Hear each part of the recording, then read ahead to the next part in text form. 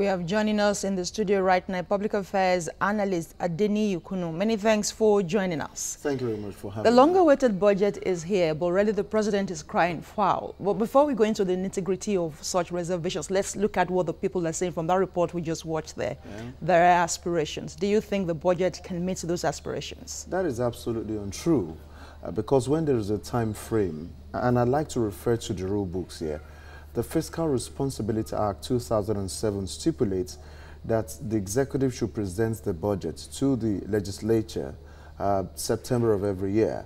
So that simply means they would have September to October, October to November. At the end of December, the budget will be passed. That's 3 months, after which we can have an effective document to work with by January.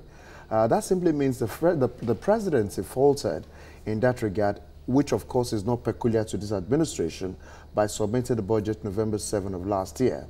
But that being said, let us also look at some other areas, because the bone of contention is who has the power.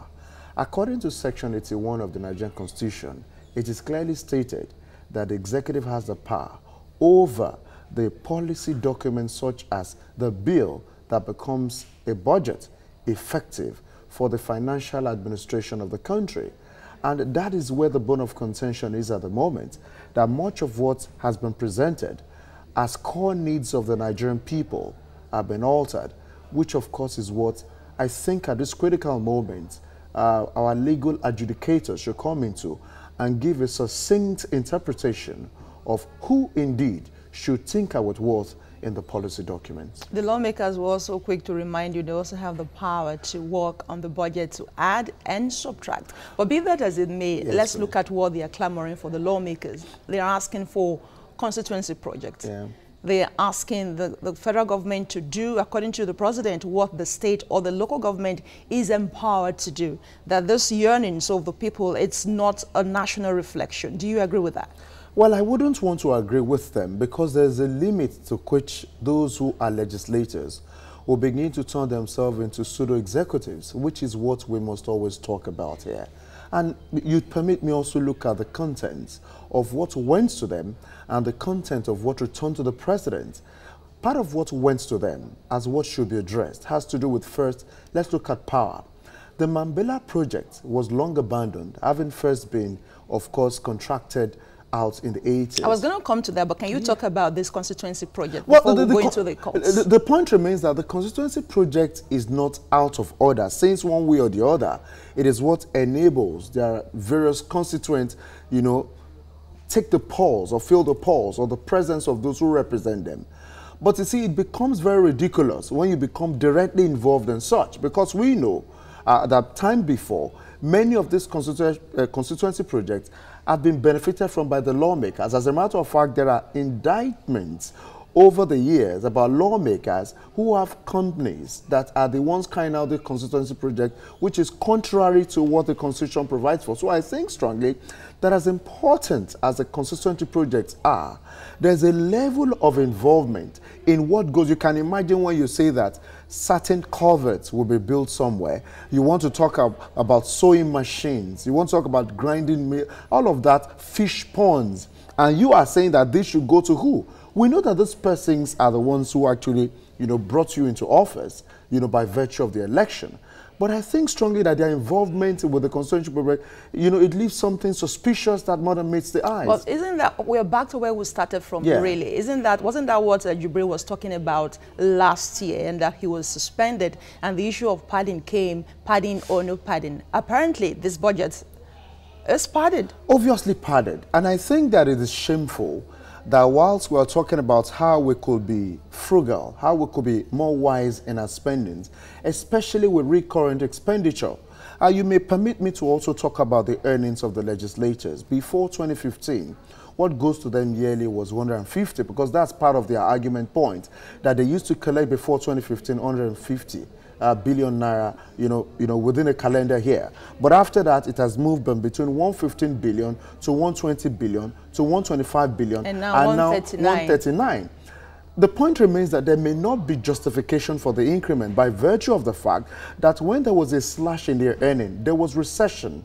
And that is a reflection of the current financial health of the country.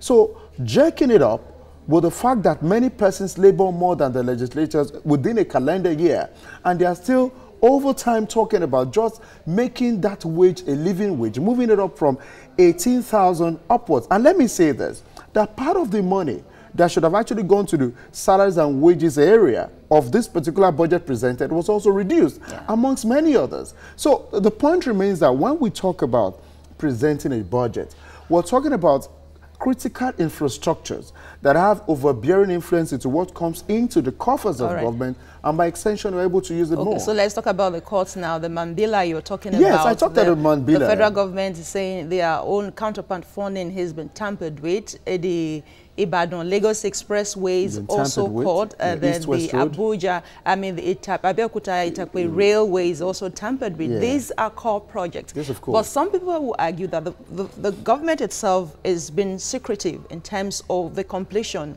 of this project. These projects have been ongoing for years, really. And some of these projects are PPP, as it were, like the Ibadan Expressway, the partners, private public sector partnership. How far have we gone with that, really?